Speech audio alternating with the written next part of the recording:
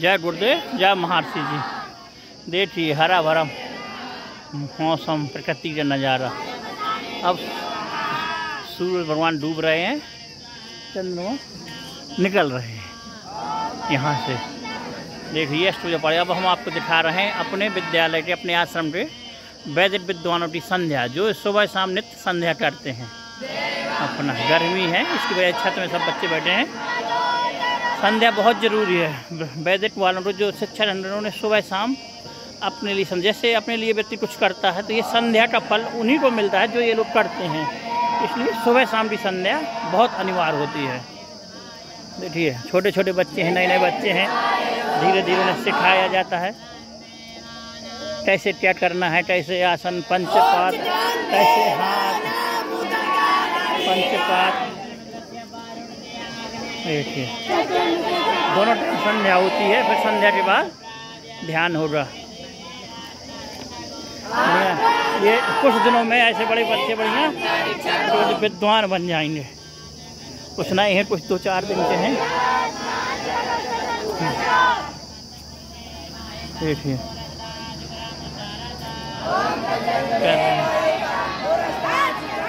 ये इनकी वेदशाला है। इन्हें अपने भविष्य जीवन में ये अपने अध्ययन काल में जितनी ये ध्यान संध्या कर लेंगे, जैसे जैसे बड़े हो जाएंगे फिर उससे फिर खाली काम करेंगे। संध्या करेंगे। ये नींव है बच्चों की, जैसे नींव होती है, नींव मजबूत हो रही है इन लोगों की। ध्यान संध्या कर करके अपना जो मन है अपने आत्मा में स्थापित करना है। जो ये बहिर्मुखी मन है ये धीरे धीरे अंतर्मुखी मन हो जाएगा। और अपने जो फिर इनके क्रियाकलाप होंगे या जिस जजमान की ये पूजा कराएंगे उस जजमान का कुछ सिद्ध भी होगा। जो ब्राह्मण है, जो स्वयं ध्यान संध्या करता है, फिर वो जो अनुष्ठान करता है तो जो भी उसके जजमान होता है वो जजमान का फलीभूत होता है। और कुछ ऐसे ब्राह्मण होते हैं जो ध्यान संध्या करते खाली वो करते हैं, इसलिए कुछ अनुष्ठान सफल नहीं होते हैं, क्योंकि उनकी नींव मजबूत नहीं होती जो करते हैं। इसलिए जिन बच्चों, जो ये वैदिक बच्चे हैं, जो हमारे महर्षि जी के बच्चे हैं, ये सुबह शाम ध्यान संध्या करते हैं और छोटे छोटे बच्चे हैं। और अभी ये गृहस्थ आश्रम में प्रवेश नहीं किए हैं, ब्रह्मचर्य आश्रम है इनका। वो अपना ये जो पुरानी यहाँ पढ़ाई होती थी, ये अपना यहीं खाना पीना, रहना, ध्यान संध्या सब इनका नित्य चलता है। सुबह से लेकर शाम तक पूरी दिनचर्या इनकी लागू होती। सुबह उठना, नहाना धोना, फिर संध्या करना, फिर नाश्ता करना, फिर अपना थोड़ा आराम करना, फिर मंडप चालू, फिर मंडप के बाद खाना पीना, फिर आराम, फिर क्लास के बाद फिर शाम के ध्यान संध्या।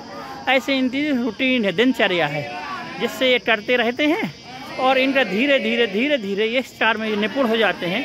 फिर ये जो ब्रह्म बात कहलाता ना, फिर ये जो ब्राह्मण होते हैं, जो ब्रह्म बात कहलाता है, ये फिर जो जिसको आशीर्वाद देते हैं, जिसको कहते हैं तुम्हारा ऐसा हो जाए, फिर वो सिद्ध होते हैं।